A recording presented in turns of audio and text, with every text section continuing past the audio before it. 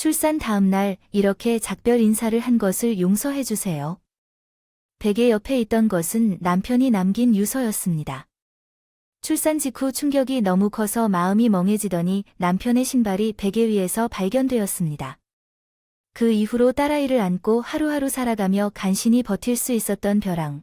어느새 5년이 지난 지금 점점 커져가는 딸의 미소에 구원을 받았지만 학원에 갔을 때 충격적인 일이 일어났습니다. 친구의 결혼식에서 믿을 수 없을 정도로 신부 옆에 서 있는 남편은 턱시도를 입고 바다에 몸을 던졌을 터인데 왜 여기까지 왔는지 뜻밖의 사실을 알게 되었고 그 결과 그의 인생은 5년 전 35세에 급락했습니다. 나는 꾸준한 고객과 함께 내일 기술자로 일하고 있었습니다. 언젠가는 내 가게를 갖는 꿈을 꾸었습니다. 열심히 일하면서 돈을 저축했지만 일에 몰두했습니다. 가장 친한 친구 해너는 남자친구가 없어서 걱정했습니다. 나를 믹서에 초대했습니다. 미아, 당신은 결혼이나 아이를 포기하지 않을 것입니다. 그렇다면 지금 당장 몇 가지 만남을 찾아야 합니다. 그녀는 고등학교 때부터 친구로부터 격려를 받았다고 말했습니다. 나는 그것을 시도하기로 결정했고 그것이 내 인생에서 중요한 의미를 갖는 곳이었습니다. 뜻밖의 멋진 사람을 만나 몇 년 전부터 알고 지내온 것처럼 화해하고 금방 연애를 시작했습니다. 이름은 마이크. 38세 회사원, 둘 다 30대 후반, 결혼을 염두에 두고 연애 중이었는데 절반도 안 됐어요. 1년이 지나서 내가 임신했다는 걸 알게 됐어요. 마이크, 정말 임신한 것 같아요. 제가 마이크에게 말한 순간 마이크는 깜짝 놀란 것 같았지만 미소를 지으며 나를 안아줬어요. 우리는 아기가 태어난 후에 에드가 결혼식을 올리기로 결정했고 함께 살기로 합의했어요. 그리고 먼저 혼인신고를 해야 하는데 이동 중에 입덧이 심해져 누워만 있다. 빨리 혼인신고를 해야지. 혼인증명서에 서명해서 시청에 제출할 거예요. 같이 가고 싶었어요. 미안, 걱정하지 말고 쉬세요. 아기 때문에 늘 친절함에 둘러싸여 있었는데 걱정스러운 게 하나 있었어요. 시골에 사시는 부모님. 직업과 공익 걱정 때문에 만날 때마다 결혼에 대한 압박을 가하셨던 부모님은 연락을 끊었어요. 이것을 피하려고 했지만 산탄총 결혼식을 발표하면 내가 손을 뻗었을 때, 아버지가 집에 돌아오지 말라고 소리쳤을 때 예상대로 그들을 암울하게 만들 것입니다. 나는 그것이 여전히 나를 우울하게 하고 매일 NAA에 추가하고 우울함을 점차적으로 더 많이 가져갔습니다. 퇴근 일 대부분의 나를 침대에서 보내다 집안일을 할 수 없다. 최소한의 식사를 한다. 미안, 오늘 또 집에서 아무것도 할 수 없었다. 정말 날이 지날수록 마이크는 한때 행복한 시간이었어야 했는데도 성격이 변하기 시작했다. 아기를 기대하는 신혼생활의 조급함과 부족함을 느낄 수밖에 없었습니다. 나는 좋은 아내나 엄마가 되기에 적합하지 않을 수도 있었습니다. 매일 침대에 누워 메스꺼움과 싸우며 울었습니다. 정말 지옥 같았고 상황이 악화되기 시작했습니다. 마이크가 시작했습니다. 이체가 한 번도 없었는데 집세 입금하는 걸 잊은 거 아니었어? 돈은 어떻게 되는 거지? 이번 달에는 술과 오락이 너무 많아서 매번 비용이 너무 부담스러워. 그 사람이 월세를 미루는 걸 확인해보니 결국 집세도 거의 다 내는 것 같았고, 월급날 며칠 전에 그 사람이 나한테 돈을 좀 더 자주 빌려달라고 했으나 지금은 일을 못하고 있고 미래를 생각하면 입덧이 심해서 돈을 꼭 모으고 싶은데 일을 거의 그만두고 네일 살롱을 개업하려고 마지못해 저축을 시작했는데 그 돈을 꼭 모으고 싶었는데 갑자기 멋진 저녁 식사가 있어서, 그리고 이번 달 연예계 때문에 정말 곤란한데 그러면 회사 비용으로 충당하면 안 되는 걸까요? 게다가 지금 이 거래를 성사시킬 수 있다면 내 향후 활동에 큰 영향을 미칠 것입니다. 그가 그렇다면 이해해 주세요. 승진하고 수입도 늘어나서 가족을 더 잘 부양할 수 있어서 그가 우리를 위해 열심히 일한다고 했을 때 나는 고개를 끄덕일 수밖에 없었는데 마이크 팔에 낯선 시계가 있는 것을 발견했다. 야, 그 시계는 어디서 구한 거야? 키읔, 이 시계 한참을 쳐다보고 있었는데 마치 어린아이처럼 보물 자랑을 하듯 자랑했다. 아니, 그게 중요한 게 아니고 얼마였지 뭐 별일 있겠어. 내 돈으로 사서 잔소리를 하고 있는데도 불구하고 내가 집세도 내고 돈도 빌려주는데 그 사람은 무슨 생각을 하는지 궁금해서 그런 짓을 하기 전에는 욕을 하지 않을 수 없었어. 넌 나한테 상의해야 해. 곧 아빠가 될 거야. 나는 좀처럼 목소리를 높이지 않는다. 그런데 내가 그랬는지 마이크는 놀란 표정을 지으며 얄밉게 사과했다. 미안 이제부터 더 잘할게 알았어. 마이크가 진심으로 사과하는 모습을 보니 남편이 시작한 이후의 미래에 대해 막연한 불안감이 들었다. 집에 오는 횟수도 줄고 임신 후기로 넘어가면서 산전검진을 하다가 예상치 못한 상황이 생겨서 지금 입원 중이에요. 검진에서 조산 위험이 있다고 하더군요. 출산 예정일이 아직 2개월 정도 남았거든요. 하지만 의사는 아기가 최대한 오래 지낼 수 있도록 입원을 권유했습니다. 갑작스러운 소식에 충격을 받았지만 아기를 보호하기 위해 모든 노력을 다하겠다는 다짐으로 병원 침대에 누워 장기 입원을 준비했습니다. 출산을 앞두고 아무것도 하지 않고 쉬는 날이 지루했던 건 사실이지만 그동안 나를 구원해준 것은 절친한 친구 한나가 자주 찾아와 현재 불륜 수사 전문 탐정사무소에 근무하고 있으며 내부에서 업무 이야기를 나누곤 했다. 나를 웃게 만드는 허용 가능한 한계 불신앙은 항상 발견되지 않나요? 내가 침묵했을 때 해너는 몸을 기울여 마이카 바람을 피우고 있는 것이 아닐까 물었습니다.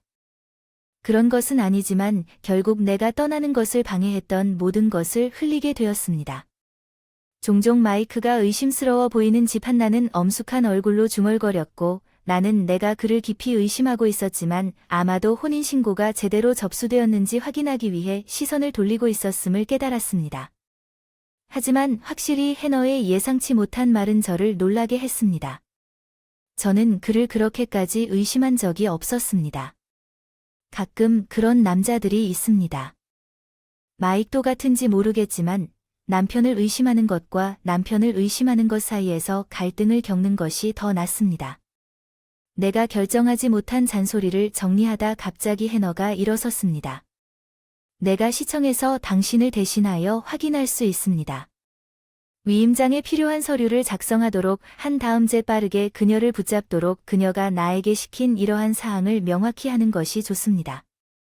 가방이 병실에서 나갔어. 괜찮아. 결혼증명서를 제출한 게 틀림없어. 내가 기다리면서 기분이 좋아질 거라는 걸 알면서 1시간도 채 안 되어 여기로 돌아온 해너는 나에게 호적을 보여주는 문서를 건네주었지만 어떤 언급도 없었어. 마이크와의 내 결혼은 뭐야? 그럼 직접 확인해 보는 게 어때서? 다음날 그가 병실에 나타났을 때, 그가 도착했을 때 그는 떨리는 마음에도 불구하고 평소처럼 웃고 있었습니다. 나는 그렇게 해야 한다는 것을 알았습니다. 우리 아이를 위해 일을 정리하고 이야기를 꺼냈어. 야, 결혼증명서 제출했지? 응. 갑자기 색이 변했지? 조용하고 잠시 고민하는 듯 마침내 진실을 말했어. 미아와 함께 제출하고 싶어서 멈춰서 그 사람 사무실에 갔더니 내가 곧 나을 거라 생각하고 머뭇거렸으니 바로 말했어야지. 응. 그런데 일이 좀 복잡해졌나 봐. 그 사람이 금전적인 문제에 휘말려 우리가 돈도 못 갚는 상황이 된 것 같아 아버지가 되기 위해 임대를 세웠는데 너무 무기력해서 당신에게 얘기하기 전에 이 문제를 정리해야 한다고 생각했습니다. 그의 침울한 얼굴에 아무 말도 할 수 없었습니다. 특히 그 순간에 우리 아이가 오는 동안 당신을 불안하게 만들어서 죄송합니다. 마이크가 울기 시작하면서 할 수 있었던 일은 마이크의 등을 쓰다듬는 것뿐이었습니다. 그는 그의 아내로서 침묵 속에서 괴로워하고 있었습니다. 나는 나중에 그를 지원해야 합니다. 마이크는 거의 방문하지 않았고 내 메시지에 답장도 하지 않았습니다. 아마도 그는 너무 부끄러워서 한동안 나를 볼 수 없었을 것입니다. 배가 자라는 모든 것에도 불구하고 그를 밀지 않기로 결정했고 출산날이 다가왔고 한밤중에 진통이 시작되었고 아침에 내 딸은 6.6파운드가 넘는 건강한 아기로 태어났습니다. 내가 전화했을 때 마이크가 왔을 때 그는 멀고 피하는 것처럼 보였습니다. 눈맞춤은 걱정했지만 소란스러운 밤을 이겨낸 순전한 기쁨과 모든 것을 만든 강렬한 고통 페이드 어웨이 작고 힘없는 내 아이를 안고 나는 말로 표현할 수 없는 감정과 눈물에 휩싸였습니다. 당신이 무사히 태어나서 너무 기뻐요. 마이크가 딸의 얼굴을 안았습니다. 감정이 뒤섞인 다음날 내 베개 옆에 놓여있던 것은 남편이 미아에게 보낸 유서였습니다. 갑작스러운 편지에 놀라시겠지만 그 편지에는 그가 겪었던 고통스러운 울부짖음이 담겨 있었습니다. 명확하게 밝히진 않았지만 알고 보니 그 사람은 사기를 당했고 우리가 저축한 돈을 모두 잃었고 지금은 우리 태아와 가족의 미래를 생각해서 채권 추심자들에게 쫓기고 있는 중이었습니다. 그는 다른 방법이 없었습니다. 살아남아 잘 알려진 절벽에서 뛰어내릴 예정이니 용서해 주세요. 마지막 말은 저를 충격에 빠뜨렸습니다. 특히 제가 취약한 산후 상태에서 경찰에 상담했을 때 마이크의 신발은 뛰어내린 것으로 추정되는 유명한 절벽에서 발견되었습니다. 바다에 빠져 눈물을 흘렸지만 남편의 시신을 수색해도 찾지 못한 마이크의 행방은 여전히 알 수 없었고, 나는 여전히 그가 한 가닥 희망을 안고 돌아올 것이라고 믿고 실종자 신고서를 제출했습니다. 갓 태어난 딸을 안고 있는 동안 눈 깜짝할 사이에 온 힘을 다해 살아갈 수밖에 없었는데, 다행히 부모님이 찾아오신 출산 소식을 전해드리고 화해하고 큰 도움이 되었습니다. 부모님의 손녀 사랑 덕분에 나는 미혼모로 살아남을 수 있었다. 나는 육아와 일을 병행하면서 꿈의 가게를 열기 위해 매일 노력하고 있다. 한나도 나와 내 딸을 데리고 쇼핑이나 나들이에 자주 온다. 그동안 많은 도움이 필요했습니다. 모나의 초대를 받았습니다. 고등학교 시절 친구였던 한나와 저는 항상 함께 어울리곤 했습니다.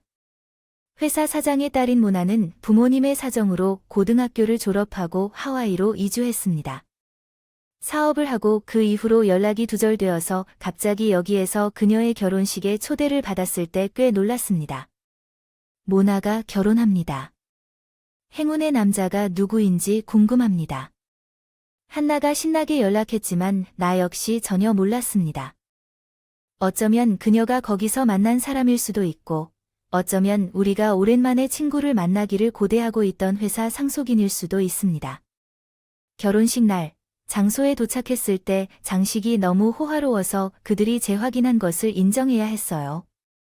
생각해보면 모나의 기업으로서의 지위는 생각해보면 마이크도 이 그룹 산하 회사에서 일하고 있었는데 문득 그 기억이 떠올랐는데 음악에 맞춰 어두워진 조명이 울리기 시작하자 공연장의 문이 스포트라이트를 받으며 천천히 열리며 모나를 보았다.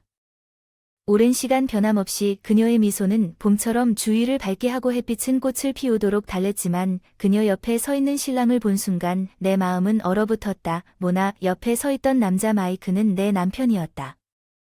우리 딸이 태어난 다음 날 바다에 뛰어들고 사라졌다고 하는 그 사람은 어떻게 여기 있고, 많은 사람들의 모나와 함께 이런 상황에서 턱시도를 입고 예전과 같은 미소를 지으며 거기 서 있었다. 완전 충격에 빠졌어. 도대체 뭐야? 내가 유령을 본 것 같은 기분에 어이가 없었어. 탐정사무소에 근무하는 한나가 말을 했을 때 마이크가 아니라 나도 똑같은 생각을 하고 있었는데 그 웃음이 마이크와 똑같아 왼쪽 입술을 들어올리는 이 작은 습관 수사에 종사하는 한나가 그렇게 말하면 그 사람일 거라고 확신합니다. 그럼 내 생각에는 의심의 여지가 없습니다. 남편이었다는 게 무슨 뜻인가요? 그래 맞아 믿을 수 없지만 그 유서가 거짓말이었다면 불가능한 일은 아니지. 그 사람이 나와가 태어난 딸을 남겨둔 채 사라진 걸 생각하면 그 사람과 맞서서 진실을 밝혀내고 싶은 마음이 벅차올랐지만 차마 그럴 수가 없었다. 내 친구의 결혼식을 망쳐버렸기 때문에 그 순간은 잠시 참기로 결정했습니다. 더 알고 싶어하는 해너에게 속삭였습니다. 부탁이 있는데 무엇인지 물어보겠습니다. 실종 기간 동안 마이크가 무슨 일을 했는지 알고 싶습니다. 5년 동안 도와주실 수 있나요? 그녀는 나에게 장난스러운 미소를 지으며 엄지손가락을 치켜세웠습니다. 물론 나는 당신이 묻지 않아도 조사할 계획이었습니다. 바로 다음 날 당신을 믿고 있습니다. 해너와 나는 마이크를 조사하기 시작했습니다. 그녀는 심지어 시간도 냈습니다. 퇴근하고 그를 따라 더 깊이 파고들다가 우리는 우연히 충격적인 진실을 발견했습니다. 마이크가 그런 사람이었다는 걸 믿을 수가 없어요. 나는 깊은 충격을 받아 거의 쓰러질 뻔했습니다. 충격을 받은 건 이해하지만 이제 우리가 허락할 수 없는 모든 것을 알았으니 물론 이렇게 할 수는 없겠죠. 우리는 며칠 후 마이크에 대해 조치를 취하기로 결정했습니다.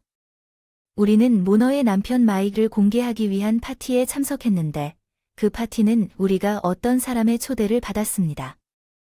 우리가 검색한 방법은 넓은 장소의 군중 속에서 마이크를 검색한 것입니다.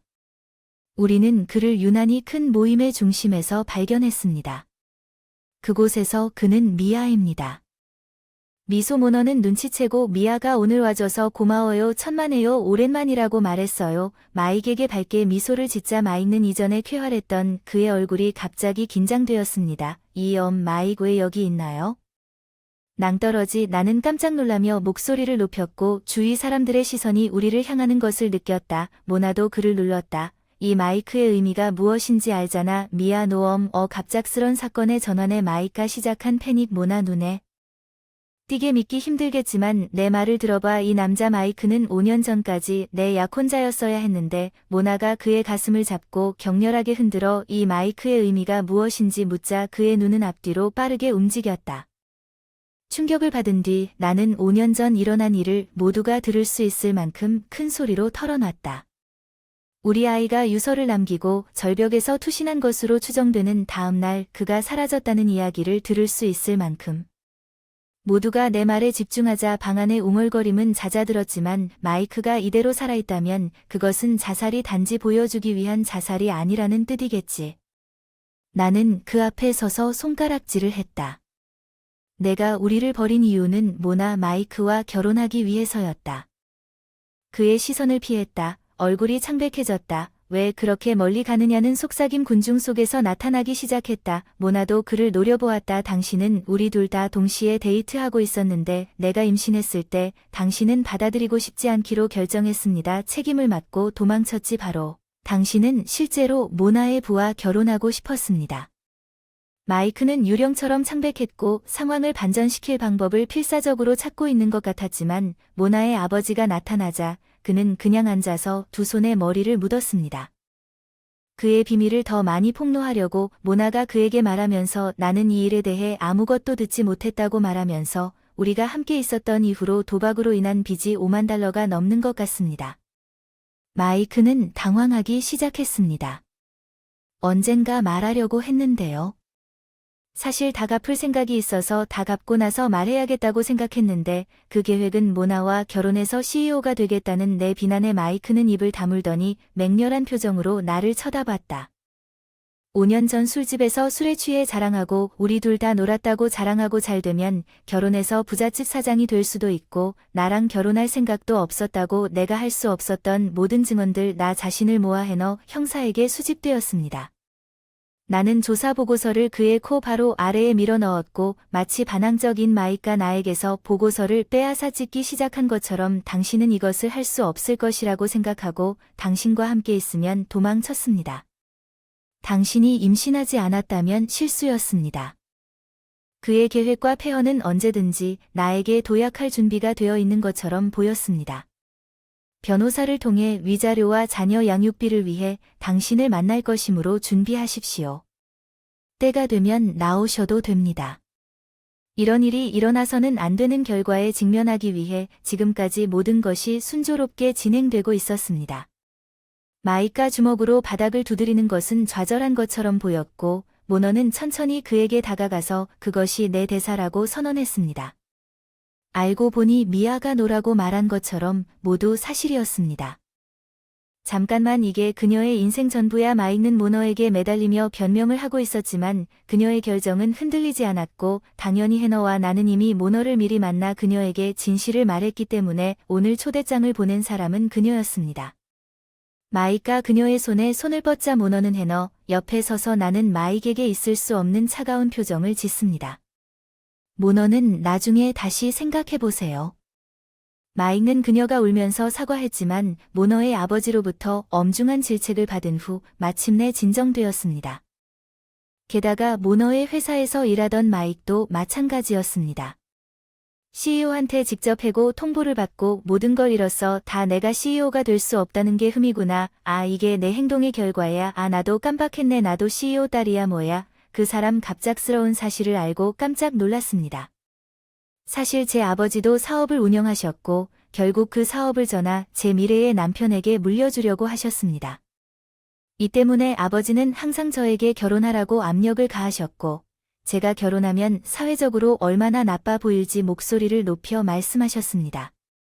내가 일찍 임신해서 부모님과 사이가 멀어져서 말할 기회가 없었지만 결국 좋은 결과가 나왔으니 너와 결혼했다면 갑자기 회사의 사장이 될 수도 있었을 텐데 마이크 내 손을 잡고 무릎을 꿇고 지금부터 다시 시작하자. 아이에게는 정말 아버지가 필요하지 않나. 아하하. 안타깝지만 너 같은 사람이 아버지가 되는 건 상상도 할 수 없어. 다시는 내 얼굴을 보고 싶지 않아. 마이크는 충격을 받았다. 내 갑작스런 폭발로 인해 아웃버스트는 할 말을 잃고 멍하니 서서 모너 해너를 남겨두고 나는 그 후 함께 장소를 떠났습니다.